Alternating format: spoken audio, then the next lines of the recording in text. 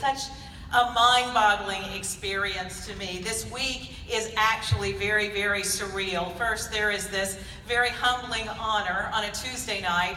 On Saturday night, our daughter is getting married, and as you might know if you've ever thrown a wedding, it's a pretty hectic time. I joke to all of my friends that they don't reduce mother of the bride to mob for nothing.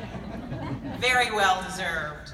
My first attempts at journalism were in a tiny town in southern Indiana, 32 people in my graduating class. And it was an incredible experience, a whole lot to report in those small towns, as we have heard tonight. One day, I remember going on a car ride with my parents, and in those days, if you got very far away from a big city, all you had was static. And so I started reading the newspaper to them. And at the end of the article, my mother said, "You know, I saw that article, but it seems so much more interesting when you were reading it." Little did I know you could actually make a living reading to people. When I graduated from IU, my very first job was in Lexington, Kentucky at Channel 18. Ultimately, I landed a job at WHAS 11 in Louisville. It was 1985, and I had somehow hit the jackpot. It was the gold standard of broadcast journalism. There was tremendous talent around every corner of that building. I was just down the hall from Milton Metz. My children used to go to a big window in front of Terry Miners and stand there and tease him while he was on the air. For decades, I co-anchored with Gary Rodemeyer, whose reports are like poetry.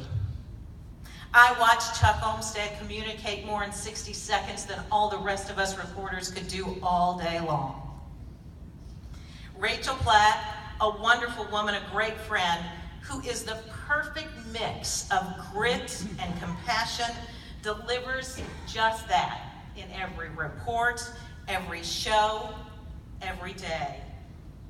Mark Hebert, as you have seen up here, well, he showed me to never, ever give up, to keep asking all of those questions, no matter what those politicians have to say.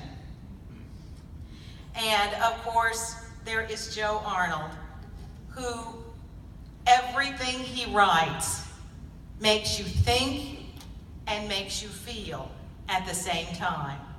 And also Doug Prophet, who has taught me so much of the history of Kentucky and has shown me the natural beauty of this Commonwealth. It was a wonderful experience. I soaked up all of it for 31 years at WHAS. To all those people, I owe such a debt of gratitude because of soaking it up. If I could deliver just a little bit of it through my voice, I knew how fortunate I was.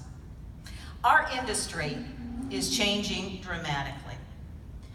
But we all know in this room that at the heart of it, crafting a story, that's what our audience wants. We take them on a journey, and that will never change, be it on radio, television, or on a website. To my husband, Jim, I would like to say thank you very much tonight for not letting breaking news break our family. And as cliche as it might be, and you know how all of us journalists just hate cliches, but I do have to thank my mother, who truly believes that I can do anything. And to my father, who once, after a Sunday school play when I was very young, took me aside and said, "Never forget to project. Don't forget to speak out."